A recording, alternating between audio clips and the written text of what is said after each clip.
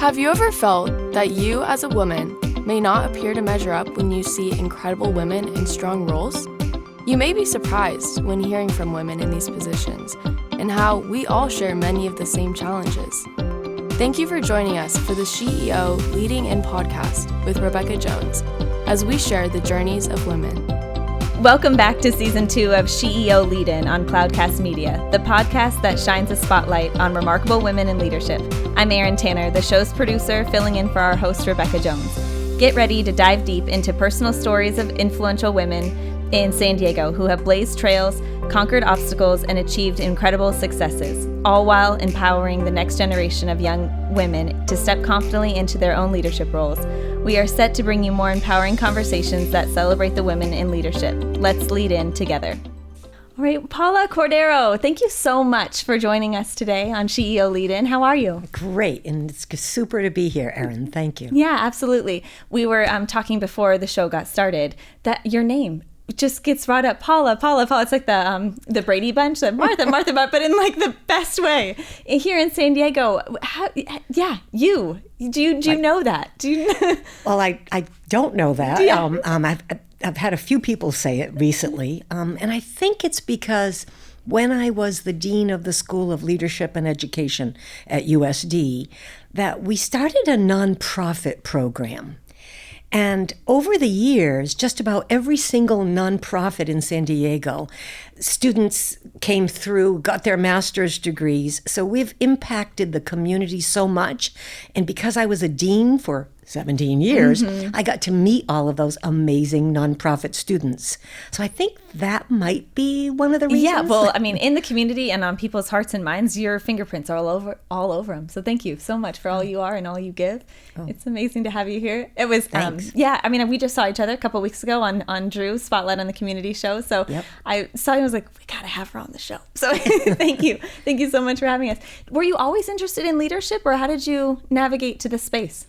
Yeah, well, I was a professor of leadership at the University of Connecticut a long time ago. And prior to that, I was a school leader in Spain. I ran an international school, and we taught leadership within the school. So yeah, with young people in particular, I've always had an interest in leadership. Is it different in other countries in leading? Do you see what's similar? What's different? Yeah, the United States has a focus on charisma and male-oriented leadership and making the decisions, authority, tall people, having a loud voice. There's having the answers. That has been traditionally, used to be called the great man theory of leadership. At other nations, it has not been about one person. It's seeking out ideas from the people around you, whether it be an indigenous perspective of leadership in the United States or in many of the other countries I've worked in. Navigating, or I guess trying to find my own leadership style through the years of, adolescence and then into this. How did you navigate finding yours, and what is it? Yeah, that's such a great question. I think over time we develop confidence. We learn how to do things. Others, and I'm in education, so I'm a teacher by heart and training in my heart. And so when I learn something and somebody asks me to share it with them, I do. And then it gives you a self-confidence that you have that knowledge or how to do something. And the more confidence you get, the more opportunities come to you to provide leadership in different settings. Absolutely. A guest earlier, we were talking about how one of her lessons in life is feel the fear and do it anyways. Has that come up in your? Because confidence, right? We have the experience that says yes you can, but until you do, you don't really know you can. So what's an example of a time that you've had to do that? All the time, maybe even a little bit coming here and speaking. It's not natural for me to be doing podcasts, and I think a little bit of fear is good. It puts you on notice that you have to be prepared for something, that you have to give it thought. So I I would say the majority of times when I have spoken to large groups, when I've led initiatives, I'm on a lot of different boards, and when you bring ideas to the table, there's a little bit of fear. Matter of fact, and the research on women is fascinating because we use such tentative language. I might not be right about this, but. So that's a typical statement that women make. I've also seen some fascinating literature that says a lot of women use that style because in certain environments, others in the room, males in particular, appreciate that style. So it becomes a for their strategy. own comfortability? Or what do you mean? Well, I mean, they appreciate it in that, you're not going head to head with them on an idea. You are tentatively presenting something, maybe through asking a question rather than making a statement. This is some of the new research that's coming out. Okay, so say more. I just read something last night. I wish I could remember the title or what the context was. And it was starting with, instead of saying, I think, like say you're in a meeting, I think, blah, blah, blah, it's I believe. And more of a concrete statements are better, and maybe to hold influence in spaces or to gain that confidence and from your peers, coworkers and things. Does that kind of go against what the new research is? Or okay, a little bit. So the research that started coming out in the 80s, the 90s, the turn of the century has all been about avoiding all the tentative language, making strong statements. It shows that you're bolder. It shows that you have more confidence in what you're saying. And I don't deny that at all. I think you have to. You can't be tentative. I have a colleague now, and I'm trying to help her to stop using that tentative language. Having said that, when you get to be my age and you have worked in lots of different environments, and you are surrounded very often still by the majority of males in the room, and they're highly successful men, all different kinds of businesses. They make these emphatic statements. If I'm the only person in the room, in particular as a woman, if I'm the only person, if I use a very strong language, I'm not sure they're going to hear me. But if I frame it as a question, I'm not really an expert on this particular aspect of finances, but let me ask you this question. So it's more of a conversation. So it invites them in. How much of, while navigating as a woman in this world, your career, people skills, all of that, does it combine what you learn and the emotional intelligence and things, and how does one learn that? Is it the curiosity that drives you, the constant curiosity, or how did you mix the two and do it so beautifully? You've just used a beautiful word, curiosity. And when we are curious, we also tend to be very good listeners. And everyone wants to be listened to. We all want to be asked questions, and it makes us feel good. So I think over the years, I learned the importance of listening hard to other people, bringing back their ideas, and then giving them credit for their ideas. So I don't think I've ever been in a project. Yeah, I'm innovative and I have lots of ideas, but those ideas, I am able to say, oh, Erin brought that up a few weeks ago. And it gives us more, right, like opportunity to or for somebody else to say, I did that, and somebody recognized that, I'm going to do it again. So you're not only thinking of yourself in this moment, but for the future, that there's leadership in every chair, in every single person, and that everyone belongs here. That's what I hear. I hear belonging. If you truly believe that, which I do, I mean, if people come to a meeting or if they're in a room, they have thoughts. And I'm just amazed, with all the boards I've sat on, and how somebody who's facilitating or chairing a meeting, if 4 or 5 people haven't spoken by the end of that meeting, the good facilitators will say, now, Erin, we haven't heard from you. What are your thoughts on this? Absolutely.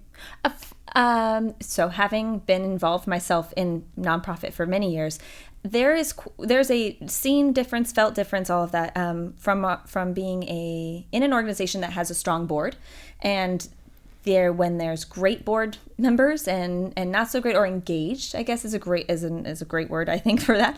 What kind of advice do you give for either joining boards or being a board member that you have that can make it better, make it a better space?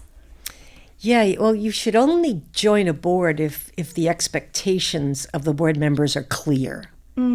So some people some organizations want you on a board because they believe that you can financially offer a lot to the organization. If you can do that, great. But if you can't, then that might not be the best board for you to consider. Absolutely. So part of it is, what are the expectations of the organization? Is that often spoken about, the value, not being always monetary, but what else can I bring? And is there opportunity to share that? Well, a good CEO, a good board, governance chair, whatever, is going, as they're looking for new board members, and they're going to be asking the questions of, well, why would you want to serve on our board? What skills do you have that you can bring to us? Maybe somebody has a finance background, or maybe they have a marketing background. I was on, just as an example, I was on the USS Midway Museums board, and I also chaired their education committee, and I was the founding chair. So we got to put together who was going to be on the board. Well, on the committee. So clearly there were some board members who were passionate about education, so they came onto the board. And then we looked at some people in the community who non-board members. But why would we want them to be on the board? Well, we were thinking about expanding some of the programs to community college level students. So we looked at someone who had a community college background. That's really neat. That there's the visibility into the community, and that you would seek out those folks and then pour into, hey, we really think that you'd be a great asset in addition to what we have going on here. You got it. Yeah. And I, a nonprofit needs a strong board. Mm-hmm. So as do we all. We all need support. Yes, exactly. Leaving our CEOs out there, they need it too. They need someone to turn and say, am I doing this right? And hopefully that they are open to that kind of feedback and things. Well, that's the other part. They have to be open to it. Yeah. And sometimes when I have been asked to consider being on a board, you're almost interviewing. It's kind of like what I say to my students when you apply for a job. They're interviewing you, but you're also interviewing them. And it's the same with a board. Is this a match with my interests? And who is the CEO of this organization? And what do they believe? And what are their dreams for the organization? And how open are they? That leads me to, so I have these really early conversations sometimes that are like, what? It's 6:00 in the morning. But about new hires and about really understanding who the company is, who the leadership folks are. How do you know truly what organization, if we're coming as a person that's wanting to be hired, as well as then the hiring managers, we're kind of bringing our representatives to the table of, it's a great place to work and come work for us, and vice versa. This is who I am, and trying to put our best foot forward. How would you, or do you have any advice for those looking to join organizations to really understand who it is, and do you match with that company well? Yeah, this is such a key question. And so I work with students who are getting a master's degree in social innovation. So they can work in a lot of different spaces out there. And I teach social entrepreneurship. So we're looking at businesses for good. And the younger generation is very interested in working for companies that are oriented toward the climate, that are treating their employees well, that have good governance practices. So first of all, that's what they're seeking. So there are some things you can do. A company could have a certification, like a certified benefit corporation, or it could be a certified employee-owned organization. So there are certifications that are formal. Then informally, do you know anybody who already works at that company? Can you have conversations with them? What's their social media out there? What kinds of things are they saying on social media about the company? I just visited Dr. Bronner's up in Vista the other day. I want to work there. Don't we all? I heard about them 15 years ago, and from the moment, I think I was I don't even know what space I was in. I think it was like a tiny school or maybe a church organization or something, but sure does leave you like, I want to make some soap. This is a great, It was family. You felt like, let's go make some magic happen. You felt people cared. What do you think made that difference? What did you hear when you were with them? First of all, they're an employee-owned organization. Oh, wow. Excuse me. No, wait a minute. Yeah, they are. They are a benefit corporation. They're B Corp certified. And they're not employee-owned. I take that back. They're a private company. But their benefits are phenomenal. The highest paid employees only make 5 times more than the lowest paid employees, whereas a typical company in the United States is close to 400 to 1. Woo. So just the fact, we were with the COO, he's eating in the same room that the employees are eating.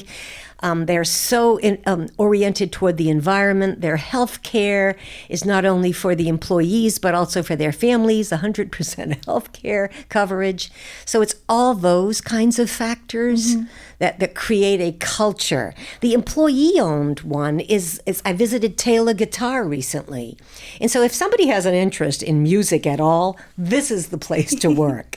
I mean, how they source their wood, how they look at sustainability, and the fact that you become an employee owner of the company. It makes such a difference and such a breath of fresh air hearing about companies that are, or organizations that are doing this. Like, so it is possible. I mean, I'm all hopey changey constantly. I'm an optimist, you could say, like, to a fault. But I mean, okay, so it does exist. Though there are places. How you say, like, there's research and giving the person that wants to be hired at that organization go, do your homework on the people, the ways that they're doing things, social media and things.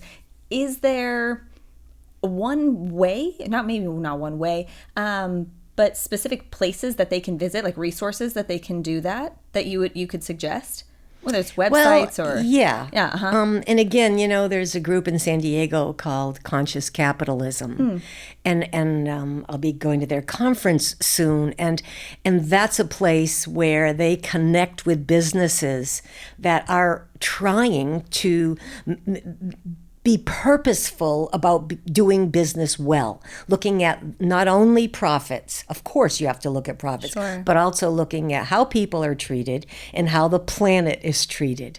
So yeah, there are different groups and communities. If you're interested in certified benefit corporations, they have a happy hour every month. You can go and learn about them. Yeah. So yeah, there are places. They find the greatest tool is relationships. We really have information. I encourage my mentees, have conversations, reach out, LinkedIn, just there's so much there. Yep. And kind of to your point, like, people like to hear themselves talk, but in a beautiful way. We want to share naturally, like what the best businesses get from word of mouth. We pass each other along, and I think a lot of us really want the best for one another, and it's really nice to hear that there's companies that are thinking about those things. And Erin, and companies or nonprofit organizations as well. So every couple of months, there's a nonprofit event that's held at Coastal Root Farms. It's usually sponsored, I think, by Blair Associates. They're an incredible, they're an incredible organization. I recently, all the years of nonprofit, I'm like, wait, you exist as well? So please tell me more. Yeah, no, but this event, all the nonprofit folks are invited to it, plus the organizations, whether they're banks or legal firms that work with nonprofits, they attend this.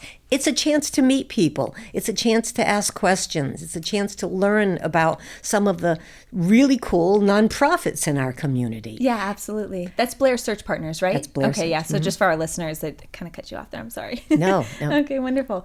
So are you from Connecticut originally? How long ago? No, I'm actually not. No, I worked at UConn. I'm originally from Massachusetts. Okay, beautiful. And so how long have you been here in San Diego? 23 years. Wow. Okay. Yeah. I feel like in the last year, it's so big and yet so small that the community just comes around each other, and it then becomes this ecosystem of just joy. Really, really lovely. Have you enjoyed your time here? I love San Diego, Okay. and I do a lot of international work. Yeah, you do. So it's and anybody who's listening to this, when you fly back into San Diego and you see downtown and you see the ocean, it's a special community in so many ways. It's definitely a coming home. Yes, and that's why we have to protect it as much as possible. We have to have as many good businesses that are attracting bright young minds. That I don't want my students to leave.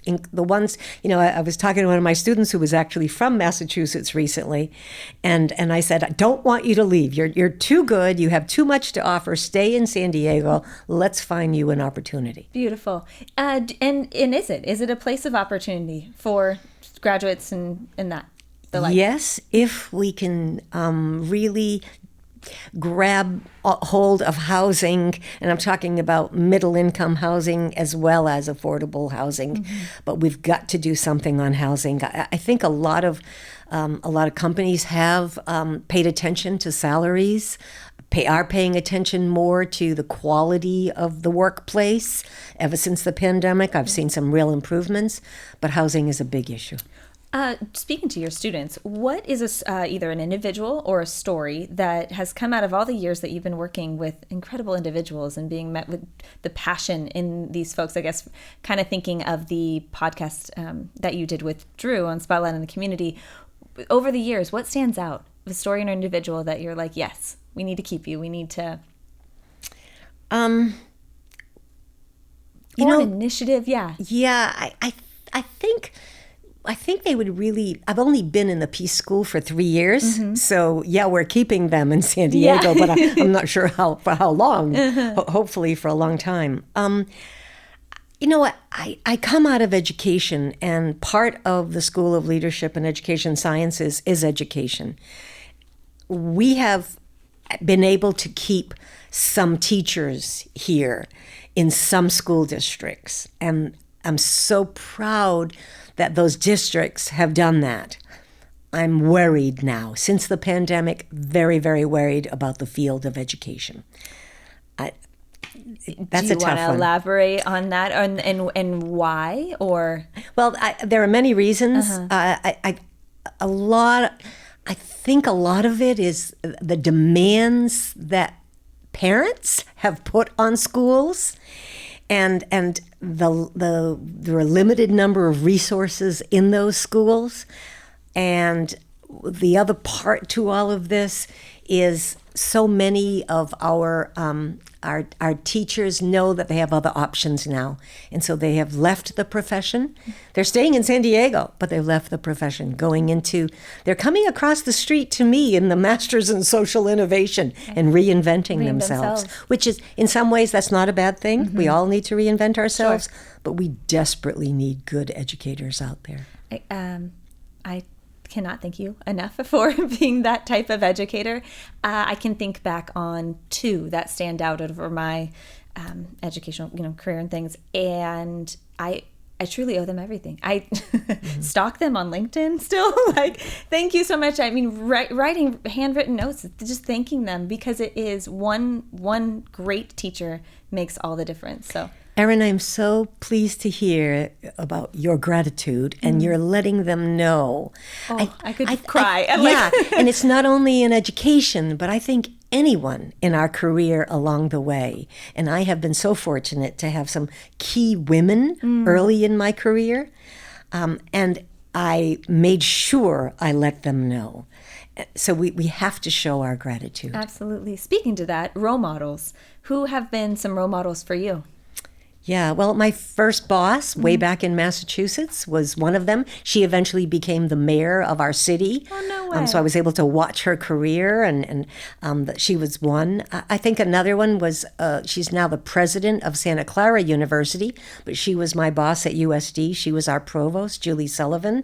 And we're talking about women who had so much confidence that they not only supported you, but they weren't threatened when you had ideas as well. Right. And they would take your ideas and run with them. Yeah, there's enough, so share it, Yes, right? exactly. Is that what specifically was different about them, or why they stood out? Was their confidence in that they made space for your voice? I think it was the making of the space for my voice that Beautiful. was crucial. In the way that we do things, like you travel a lot and work in education, right? Like in Spain? I work in educational programming, so Okay. I do business seminars Yeah. for people to look at companies around the world that are doing good. Okay. There's a remind me of the title of this. The Global Executive Seminar? Yes, can you tell us more about that? Sure, Okay. sure. So we're going to be starting in January. In fact, we're launching our website next week, and we'll start in San Diego, visit some of the companies I mentioned earlier, Yeah. like Dr. Bronner's and Taylor, and also people from those communities to come in and talk with them. Incredible. Then a couple of months later, we're going to Spain, doing the same thing in Spain, visiting some amazing companies, Barcelona, and then some employee-owned companies in the north of Spain. A couple of months later, going to the country of Rwanda. Beautiful. Have you been there before? Yeah, I used to live and work there. Oh, how long? Off and on for 5 years, Okay. starting about 10 years ago, and I was back in Rwanda just a few months ago. It is the Singapore of Africa, Wow. and I want people to see the economic development Absolutely. there, because I think places like Southeast San Diego or Escondido, areas that are really having some challenges, could learn a lot from the cities Yes. in places like Rwanda. Yeah. Oh gosh, I have so many. Traveling. What has that been for you? Whether it's moving from coast to this coast, east coast to west coast, or traveling the world, what have you learned about yourself and about the world?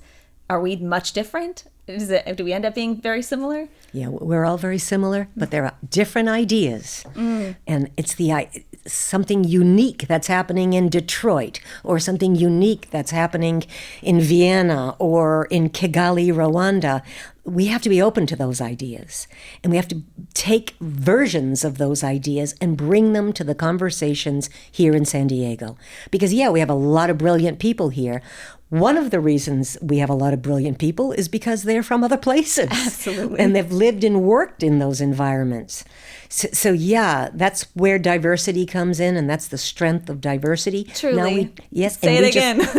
And we just have to make sure that those diverse groups feel they belong in San Diego. Absolutely. Some lessons that you've learned. You're speaking about financial literacy being foundational, or one of the things that you would love for everyone to know. Why financial literacy? What has that done for you? Yeah. So first of all, I had no background in finances. I had been an educator. Even though I ran a school, I had a business manager. Even though I was a dean, I had an assistant dean for business. What it's done for me is opened doors to understanding that if you don't understand budgets, if you don't understand how the financial aspects of a nonprofit or a for-profit organization, you cannot help it grow. You won't be able to accomplish some of the things you personally, within your own financial situation, need to accomplish. So I love programs like Junior Achievement for youth, with my students, we offer all kinds of courses on the financial part so that they can read those spreadsheets, they can understand the basics of budgets. It empowers them. It truly does. I remember a distinct memory of being a kid at our kitchen table and my mom making us learn budgeting. And it's kept me from, spending beyond my means or anything. And it was very basic stuff, but it's kept me okay in a really good spot financially as I've gotten older, and understanding that I have needed to grow with that. And especially for like a woman, being in charge of having independence for yourself with finances is a big deal. Something that I wasn't really shown either. So It changed my life when a young man came into my office, and I was the same age as him, maybe 30, 32, a new professor. And he said, if you put some money away now with Fidelity or whatever it was, this is what it could mean in 30 years. And I remember thinking, 30 years, forget it. But when I looked at the numbers, they were staggering. That compound effect is a And real thing. I have done that compound effect with Wow. faculty members, with hundreds of people over the years, to show them what it would mean if they squirreled away some additional monies for the future. We just learned so much from you. Thank you so much for making time in your morning, in your day, and truly just of who you are in this community and all over the world. Truly. Thank you. Erin, thank you. Great job. Thank you very much. You're listening to SheEO Lead-In podcast with Cloudcast Media. We thank you for joining us on the season 2 kickoff, and we look forward to next month with you. Now that was powerful. We hope you've been lifted and encouraged by today's inspiring voice.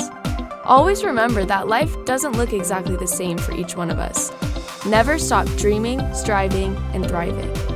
In future episodes, we look forward to bringing you powerful stories from amazing women who learn how to lead in to challenges. Thank you for listening and being part of our community with SheEO host Rebecca Jones.